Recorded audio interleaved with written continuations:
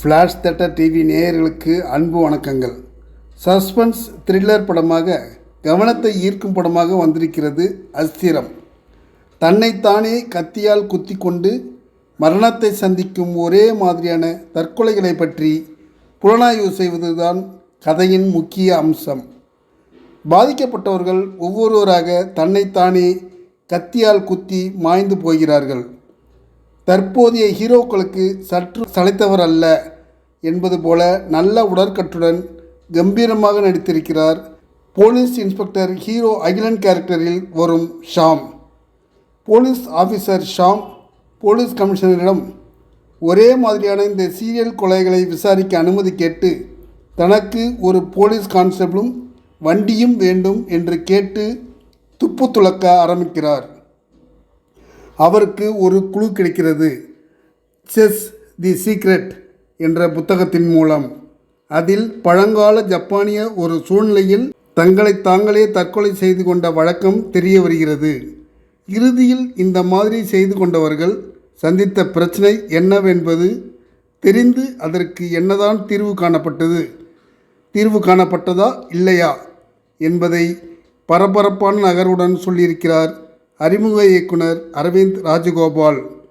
இவர் சில குறும்படங்களை இயக்கியிருக்கிறார்.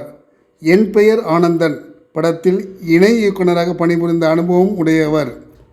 Best movie சார்பாக தனசண்முகமணி இந்த படத்தை தயாரித்திருக்கிறார். கதாநாயகனாக இன்ஸ்பெக்டர் கேரக்டரில் வந்து கேரக்டருக்கு ரொம்பவே பொருந்தி போய் கேஸை துப்பறிபவராக, அமைதியாக ஆழ்ந்து யோசித்து செயல்படுவராக, அதே சமயம் ஸ்டண்டில் ஆக்ரோஷம் காட்டி நடித்திருக்கிறார் ஷாம். அவருக்கு ஜோடியாக நடித்திருக்கும் நீரா மனைவியாக, ஷாமின் சுக துக்கங்களில் பங்கு பெறுபவராக மிகையில்லாமல் நடித்து பெயர் வாங்குகிறார். சைக்கியாட்ரிஸ்ட் ருத்ரன் கேரக்டர் நல்லவரா கெட்டவரா என்று தீர்மானிக்க முடியாமல் ஒரு விதமான பேலன்ஸ்டாக போய் செகண்ட் ஹாஃபில் அவர் கேரக்டர் முழுமை பெறுகிறது. அவர் யார் என்ன என்பது தெரிகிறது. சிறப்பாக நடித்திருக்கிறார் நிழல் ரவி. எஸ்பி ராஜவேலுவாக நடித்திருக்கும் அருள் டி சங்கர் மிடுக்காக நடித்திருக்கிறார். இன்ஸ்பெக்டர் ஷாமை விசாரிக்க அனுமதிக்கையிலும் பிறகு கேஸிலிருந்து அவரை விலகி கொள்ள சொல்வதிலும் அந்தந்த சூழ்நிலைக்கேற்ற பெர்ஃபெக்ட் நடிப்பை தந்திருக்கிறார்.